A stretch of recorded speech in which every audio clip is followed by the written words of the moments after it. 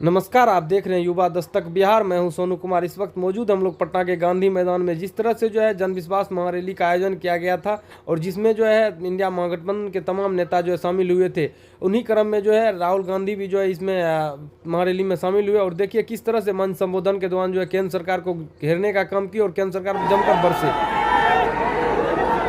खड़गे जी, लालू जी, रबड़ी देवी जी, अखिलेश यादव जी, तेजस्वी जी, सीताराम येचुरी जी, डी राजा जी, दीपंकर जी, केसी वेणुगोपाल जी, अखिलेश प्रसाद सिंह जी, तारिक अनवर जी, शकील खान जी, गठबंधन के वरिष्ठ नेता और गठबंधन के प्यारे कार्यकर्ता भाई और बहनों, प्रेस के हमारे मित्रों, इतने मित्र नहीं है प्रेस वाले। आप सबका यहां बहुत बहुत स्वागत, नमस्कार।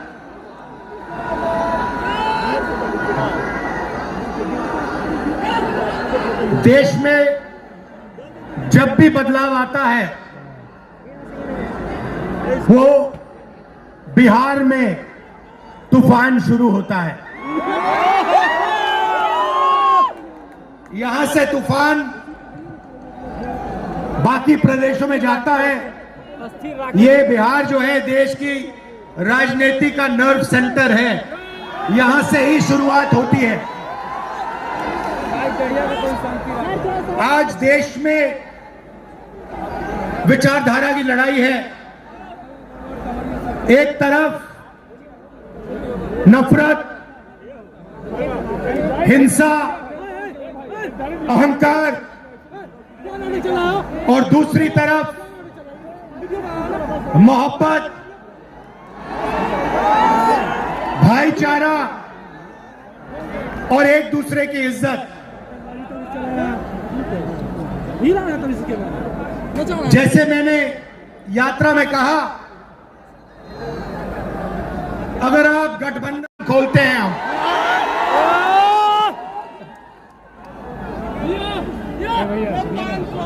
इस देश में नफरत क्यों फैल रही है? यह नफरत का देश नहीं है, आप सब जानते हो। आपके दिल में, हिंदुस्तान के नागरिकों के दिल में नफरत नहीं है, मोहब्बत है, प्यार है, एक दूसरे का आदर है। तो सवाल उठता है कि इस देश में नफरत क्यों फैल रही है? भाई और बहनों, नफरत का सबसे बड़ा कारण देश में अन्याय है। अन्याय, युवाओं के खिलाफ अन्याय, आप सबके खिलाफ अन्याय, किसानों के खिलाफ अन्याय, सामाजिक अन्याय, आर्थिक अन्याय। प्रधानमंत्री जी 2-3 बड़े अरबपतियों के लिए काम करते हैं, 2-3 लोगों के लिए काम करते हैं। उनका 16 लाख करोड़ रुपया प्रधानमंत्री ने पिछले 10 सालों में माफ किया है। मैं आपसे पूछना चाहता हूं, उन्होंने हिंदुस्तान के किसान का कितना कर्जा माफ किया? हिंदुस्तान के मजदूरों का कितना कर्जा माफ किया? इसीलिए देश में नफरत फैल रही है। 40 साल से सबसे ज्यादा बेरोजगारी आज हिंदुस्तान में है। क्यों? क्योंकि बीजेपी ने छोटे व्यापारियों को, किसानों को, स्मॉल और मीडियम वाले बिजनेसेस को नष्ट कर दिया है। एक तरफ नोटबंदी की, दूसरी तरफ जीएसटी लागू की। नतीजा यह हुआ, जो लोग इस देश को रोजगार देते हैं, छोटे बिजनेस वाले, स्मॉल और मीडियम बिजनेस वाले, उन सब का काम बंद हो गया। जहां भी देखो बड़े बड़े उद्योगपतियों की मोनोपोली बन रही है। एक उद्योगपति के हाथ में हिंदुस्तान के सारे पोर्ट, एयरपोर्ट, इंफ्रास्ट्रक्चर, डिफेंस की इंडस्ट्री, सारी की सारी नरेंद्र मोदी जी ने एक उद्योगपति को पकड़ा दी। आप लोगों के लिए इस देश में कुछ नहीं बचा है। मैं आपसे सवाल पूछना चाहता हूं, इस देश में पिछड़ी जात के कितने लोग हैं? कितनी आबादी है पिछड़ी जात की? 50%। 50%। दलितों की कितनी आबादी है? 15%। आदिवासियों की कितनी आबादी है? 8%। कितनी बनती है भाई? कितनी होती है? 73% अब देखिए 73% में से हिंदुस्तान की सबसे बड़ी कंपनियों में उनकी मालिकों की लिस्ट निकालिए, आपको एक व्यक्ति नहीं मिलेगा 73% वाला।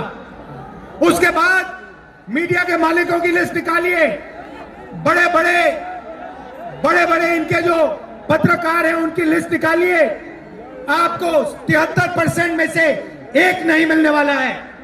उसके बाद प्राइवेट अस्पतालों के मालिकों की लिस्ट निकालिए, स्कूल और कॉलेज जो चलाते हैं, private school, private college, private university, उनकी लिस्ट निकालिए, उधर आपको 73% का कोई नहीं मिलेगा।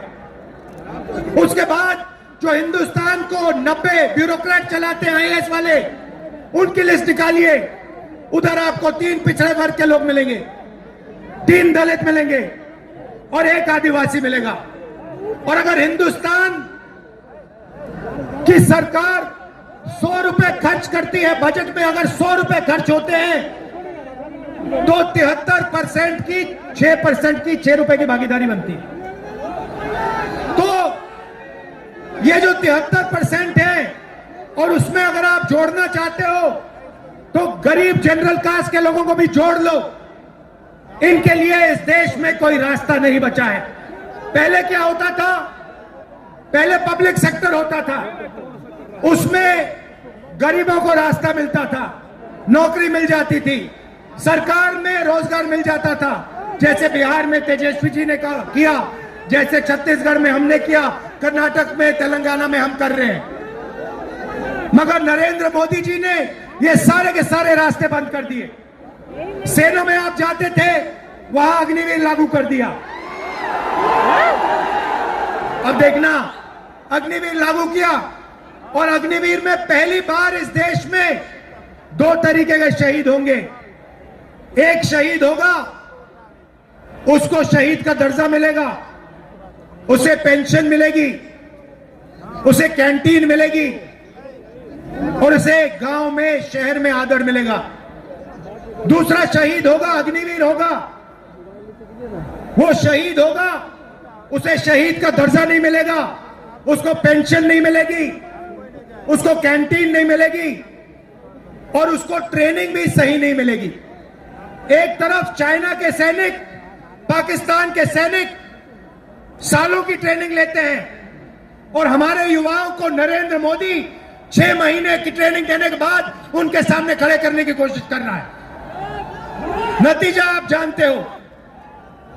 मैं ज्यादा नहीं बोलना चाहता हूं क्योंकि लालू जी को बोलना है। ये देखो,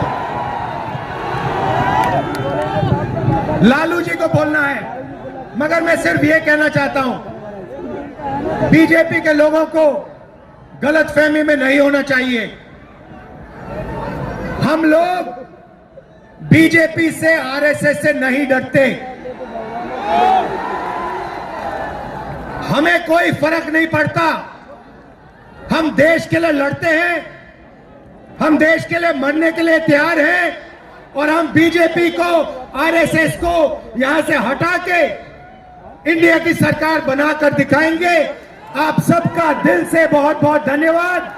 नमस्कार, जय हिंद।